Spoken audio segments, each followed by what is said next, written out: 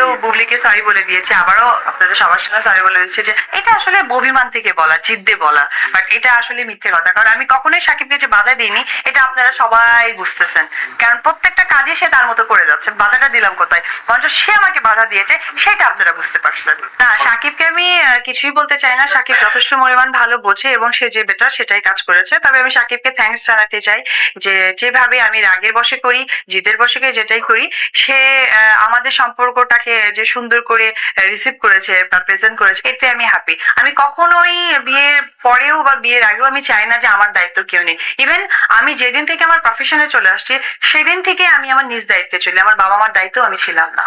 So আমি আশাই করবো আমার সাকিব আমার দায়িত্ব নিক, এটা আমি আশা করবো না। তবে এই কথাটা যেটা আজকে সে বলেছে, 7 দিন পরে কি বলে এইটার পরে হয়তো বা ফাইনাল ডিসিশন। এখন হাজবেন্ড হাজবেন্ড যখন হাজবেন্ড, বাংলা ভাষায় বলি, আমাদের বাঙালি নারীরা হাজবেন্ড মারলেও স্বামী, কাটলেও স্বামী। সে এখন যদি সবার কাছে বলে আমি দায়িত্ব নিব না, ওকে ফাইন। আবার যদি বলে আমি দায়িত্ব নিব, তাও আমি আছি। আমি তো একটা মা এবং আমি তো একটা মানুষ, আমারও তো একটা নিঃশ্বাস ফেলানোর জায়গা থাকতে পারে।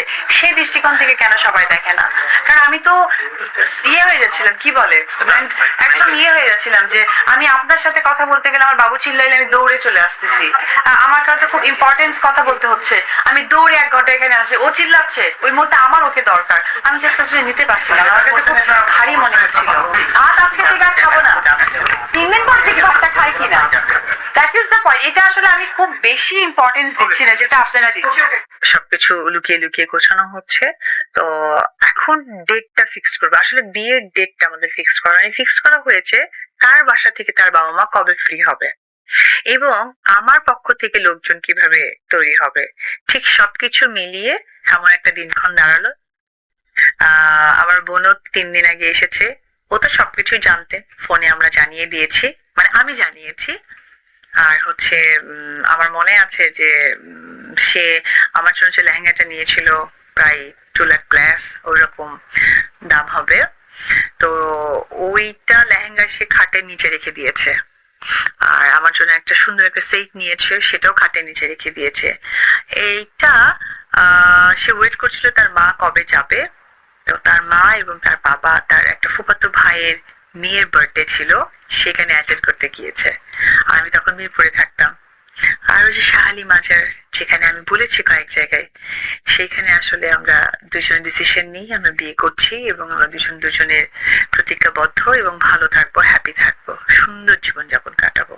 এবং তার একটি কথা আমার এখনো খুবই ভালো লাগে যে এজ এ হাজবেন্ড যতটুকু তোমাকে রেসপেক্ট করা দরকার সেটার পরিপূর্ণই আমি তোমাকে করব।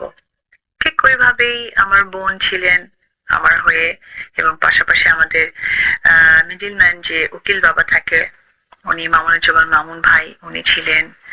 তারপরে তার পক্ষ থেকে ছিলেন মনিরুজ্জামান, তার চাচাতো ভাই, এখন তার সাথেই থাকেন, আপনারা হয়তো দেখে থাকতে পারেন। এই আমাদের কয়েকজনের সম্মিলিত ভাবে আমাদের আসলে বিয়েটা হয় এবং আমার বিয়েতে অপু ইসলাম খান নামকরণটা করা হয়। তারপরে সেই লেহেঙ্গাটা পরি, পরে মালাটাও পরি, কিন্তু সাজগোজ আর করা হয়নি।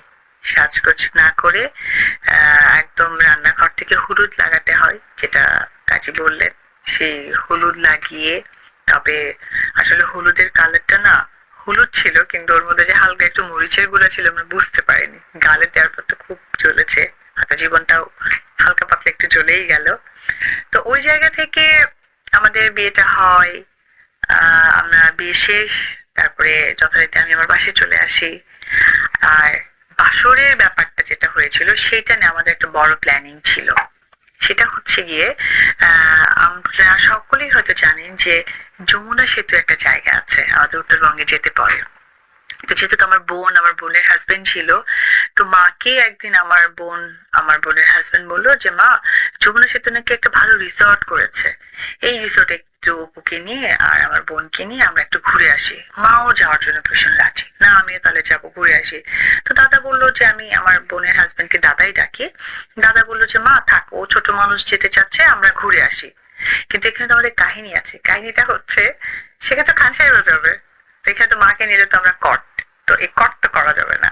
আর এইরকম করলে আমার বোনকেও আমার মার দিয়ে দিবে, যতই আমাদের বিয়ে সাথে। আমার মা প্রচন্ড স্ট্রিক্ট ছিলেন। পরবর্তী সময় আমরা ওইখানে যমুনা পাশে যে রিসর্টটা থাকে সেই রিসর্ট আমরা বুকিং করি।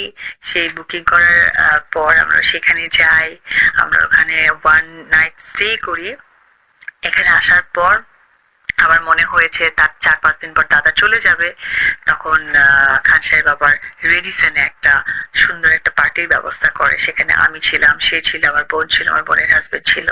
খুব সুন্দর একটা পারিবারিক সময় আমাদের মধ্যে গিয়েছে, সত্যি একটা ভালো লাগার বিষয়। এরপর যেটা হয় যে রেডিসন দাদাদেরকে বিদায় দিয়ে দেওয়া হয়। এরপরে আমরা আসলে খুব লুকিয়ে ছাপিয়ে দুজন দেখা করতাম, কথা বলতাম। আর মনের মধ্যে তো একটা স্ট্রিক্ট ব্যাপারটা আছে যে যেখানে মা আমাদেরকে অলওয়েজ থামিয়ে দিতেন, সেই জায়গাটা তো আমরা বিয়ে করে ফেলেছি, আমার বোন সাক্ষী। এরপর 4-5 মাস পর আমাদের একটা শুটিং হয়। শুটিংটা হচ্ছে মনে প্রাণে আছো তুমি। সেই সিনেমাটাতে আমার মার